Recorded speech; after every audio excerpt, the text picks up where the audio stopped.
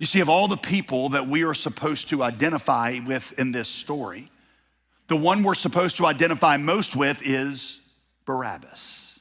You say, well, wait a minute, JD. I mean, I'm not a murderer or a rapscallion or whatever word you said a minute ago. And that's probably true. But the point is that Barabbas was rightfully condemned in his sin, as are we, because you see, Scripture says all have sinned and all fall short of the glory of God. Paul says, there is none righteous, no, not one. There's none who understandeth. There's none who seeketh after God.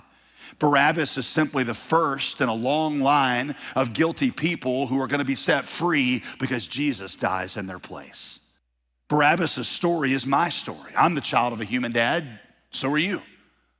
All of human history comes to ahead in this one moment, in this one man.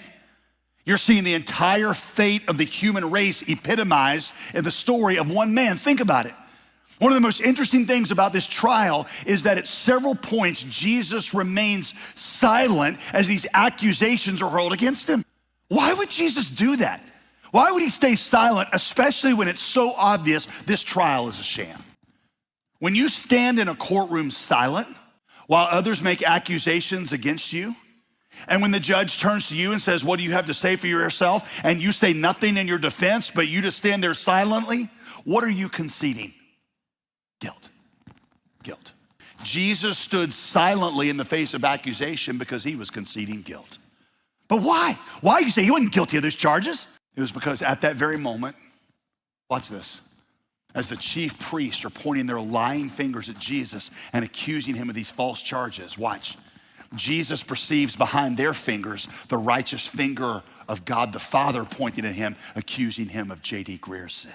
And Jesus stood silent before that accusation because he was pleading guilty to my sin. You see, this whole trial is about me.